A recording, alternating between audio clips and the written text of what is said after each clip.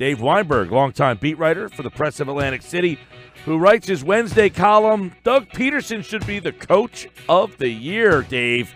Who would have thought a couple of years ago the Eagles were in the situation of many teams right now looking for their next head coach, and they settled on Doug Pederson, and the guy that many people wanted, they'll face this week in Pat Shurmur, but that Doug Pederson really could be the X factor for the Eagles to win this game on Sunday.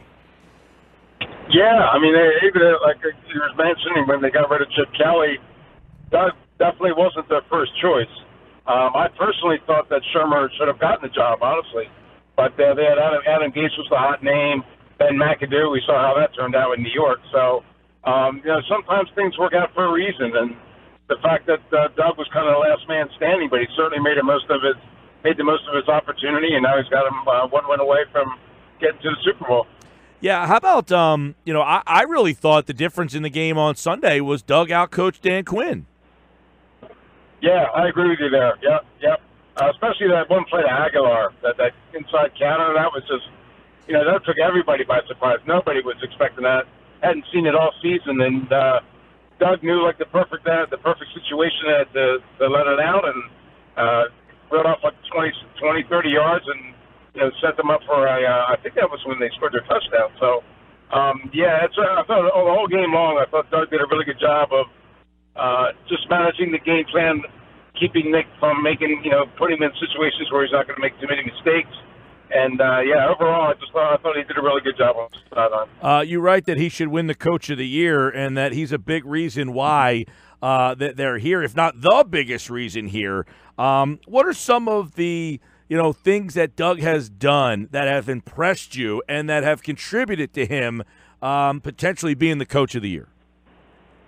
Yeah, we've talked about this before, and I've made no secret to the fact that I've been a big fan of his since the beginning of the year. I just thought that he did a great job of learning from his mistakes from last year, and I think the fact that I don't think you can discount the fact that he's a former player who spent 12 years in the NFL. Granted, he wasn't much of a player, but he learned a lot from it, from watching Don Shula, from watching Mike Holmgren, and Andy Reid, of course. Mainly, I think the biggest reason is he listens to his players, and he actually cares about what they think. It's almost like the anti-Chip Kelly, like I wrote about, where Chip was just very rigid in his routine, didn't want to hear anything from anybody. Doug has his veterans committee that he meets with once a week every Tuesday, listens to their opinions, listens to their suggestions, sometimes implements them, and I just think he has the locker room. He's won them over. He has their respect. He has their admiration almost, and I think that's going a long way towards why they're 14-3 and they are where they are. Yeah, and we know the Mike Lombardi story, who kind of half-heartedly apologized this week.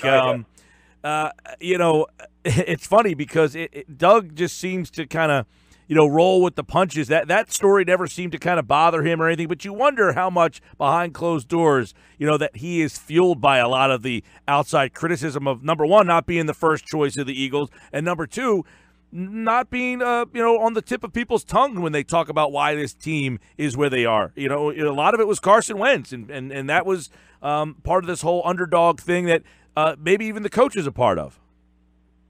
Yeah, I mean, if he has any sort of pride, which I know he does, I'm sure he was stung a little bit, especially by the comments earlier in the year. But he's always maintained that he really doesn't buy into that outside noise. He even said it again today, where he's all about the only thing he cares about is the opinions of the people in that building.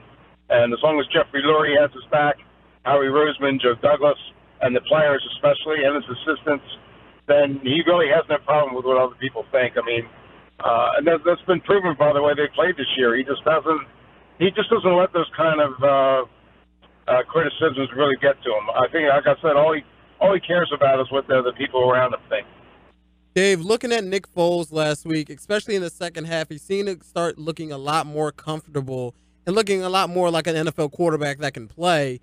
Do you see that carrying over into this week? Not so much as the success, but him just being comfortable and Eagle fans not having to worry about, can he still play the position of quarterback in this game? Well, I think he's proven that he's an NFL quarterback already, even before. Well, I meant because he struggled so much the last couple of weeks. I mean, there was just throws that he was just missing. I got you. I think maybe the second half probably was a little bit of a turning point. And he talked about that today as well, where he said this game is all about getting into a rhythm, and once you can get to that point, things flow so much more smoothly. You don't have to think about reads. You just know where the ball's going to go. You know where to put it. You just get that hot hand. It's almost like a three-point shooter who, hits like 2 or 3 in a row, and all of a sudden he can't miss.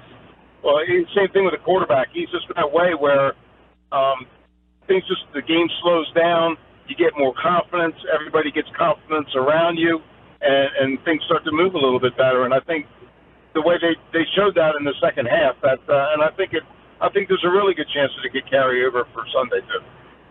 Dave, we were talking earlier about NFC Championship games since this is the NFC Championship week, and me and Mike disagreed on which one that we remembered the most besides the Eagles win. I went with 08, he went 02. You covered the Eagles for 25 years. What is your most memorable NFC Championship game besides the one that they won? The most memorable one? Yeah. The one that we were talking about, which one was the one that you thought they should have won that they didn't? Oh, Tampa Bay. No question. Yeah, all the talk all week was, the Bucs can't win cold weather games. They were like 0-31 or something like that when the temperature's below 32 degrees. I think the Eagles had beaten them earlier in the year, if I'm not mistaken. I could be wrong there, but the Eagles were heavily favored to get to the Super Bowl that year. And Tampa Bay, I mean, I can still see Joe Jurevicius running down the field. I can still see Rondé Barber returning that interception for a touchdown. And Eagles fans, that's the first time and maybe the only time I've seen Eagles fans generally devastated. They thought that they came into that game thinking that the Eagles had it in the bag, and they were already making plans to go to the Super Bowl. And when that didn't happen, that might have been their worst loss ever, to be honest with you. Dave, there's so much intrigue in this, but I want to get your take on, were you surprised at the level of defense the Eagles brought to the table last week? And can they carry that over? Is that the level of defense that you anticipate seeing from this team? Or did they play over their head, or did Atlanta just have a bad game plan? Boy, that's tough. I think a little bit of all of that. There's no question. They played better defense than I expected. I just thought that because Matt Ryan and the Falcons had been in that situation last year, they knew what it was. They were on a little bit of a roll. I thought that they'd be able to put up some points. So, give all the credit to Jim Schwartz and his defense for keeping them in check. They knew just what to do against Ryan. They were going to let Julio Jones have hits to a degree and focused on continuing the running game and containing some of the other guys. And I thought they did a really good job. But I also think that the Falcons didn't have the best game plan, too. It just seemed like Matt was just focused on Julio Jones and almost nobody else.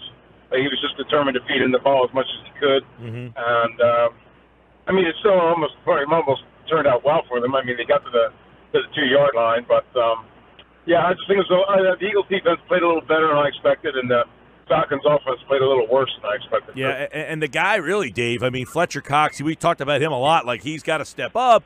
He dominated the game, and I thought his push really disrupted the Atlanta game plan. Whatever their game plan might have been, he disrupted it. Yeah, he was definitely a force out there. I thought that him, Brandon Graham, played very well. I thought Ronnie McLeod played very well, coming up with that sack on the blitz. I thought the whole defense as a whole, but you're right, especially Fletcher Cox and Brandon Graham in the front four. They were probably the difference in the game for sure. Yeah, and I thought too, a big play was the mysterious clock operator giving the slow count on the 1 second there. But that throw Foles made, it was reminiscent of the Wentz throw to Jeffrey in the Giant game. Yeah, definitely. I tweeted about that, and people kind of got on me a little bit by saying that the clock operators in the playoffs are independent. They're not provided by the home team. But still, there is no way there should have been 1 second left on that clock at the end of the half. If Alshon Jeffrey caught the ball with like 2 seconds left, less than 2 seconds, takes like 4 steps, goes out of bounds, and there's 1 second. I mean, good for the Eagles. It really turned out to be a big turning point in the game. But man, if I was in Atlanta, I'd be really sick. What about the when you were in the locker room afterwards? The jubilation. Like, it seemed like this team really embraced this underdog role. We see the mask and everything, but kind of paint the picture of what it was like in there. Following the win, because sometimes. There's some interesting stories from teams that are the underdog that come out. Yeah, it's funny you say that because, like most of the videos that you saw like the jubilation and stuff. That's all. Usually that occurs before the media's allowed in there. That's generally between the team and themselves, like Jeffrey Lurie doing those. I guess you can call them dance moves. I don't know. I'm not sure.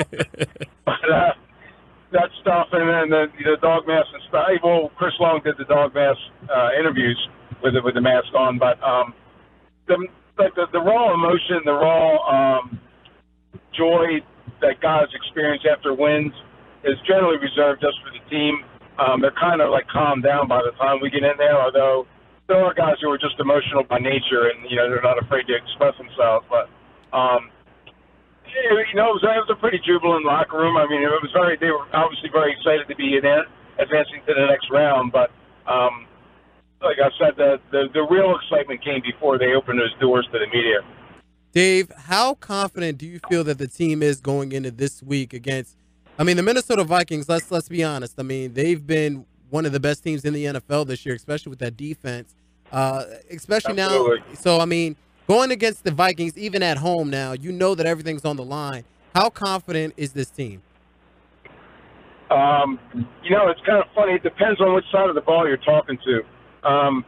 I talked to Brandon Graham at his locker after practice today, and he really likes this matchup. He thinks that the Eagles' defense matches up not only against the Vikings' offense pretty well, but they kind of have like a point to prove because, like you mentioned, the Vikings are getting a whole lot of credit, and deservedly so, for their defense. But the Eagles kind of want to show people that their defense is every bit as good. Offensively, it's I don't want to mention names, but they're almost like in awe of the Vikings defense. It seemed. I mean, they're talking about their front four is so athletic, and their linebackers are two of the best in the league, and they're beasts, and the secondary flies around, and really? I'm sure they're just kind of playing the game. Right. They don't want to give anything that can be construed as trash talking. So it's going to be really interesting. It's going to come down, I think, to.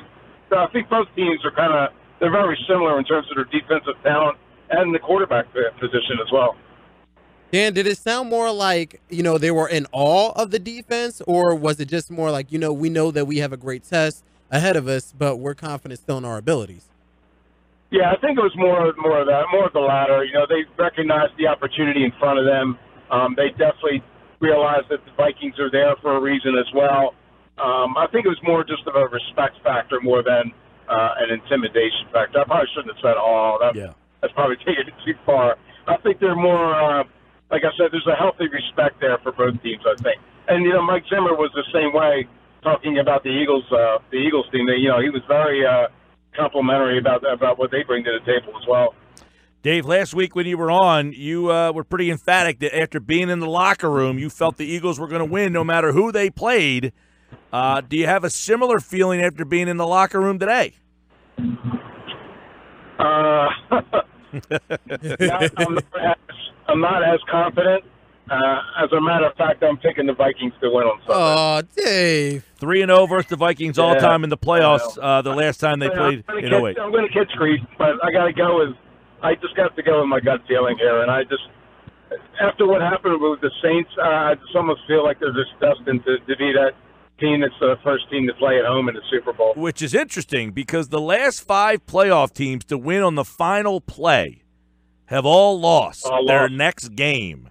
It happened in 2015 when the Cardinals beat the Packers. They lost their next game 49-15. The Seahawks beat the Packers They lost their next game 28-24. The Broncos beat the Steelers. They lost their next game 45-10. And a lot of these games have been blowouts, and that's really, an interesting thing because this Vikings team, the euphoria, and they're getting asked about that play constantly all week long. You wonder if there's kind of a little bit of a hangover when you win with that type of play.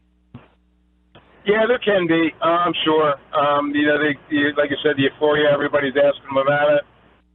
But I also counter, you see dog mats all over town in Philadelphia, so I think they're kind of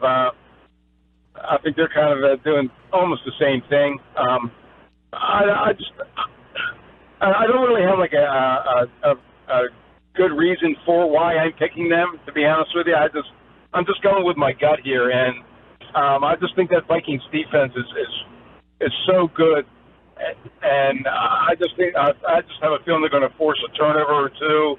And if the Eagles make the same mistakes they made against the Falcons in the first half, they're not going to be able to get out of that. All right, Dave Weinberg from the Press of Atlantic City. The Eagles and the Vikings this weekend, coverage on 97.3 ESPN all week long. And follow Dave at Press of AC Weinberg. All right, Dave, it's always good to catch up, pal. We'll hopefully be talking Super Bowl next time we talk. Yeah, thanks, Dave. And remember. Yeah, I do.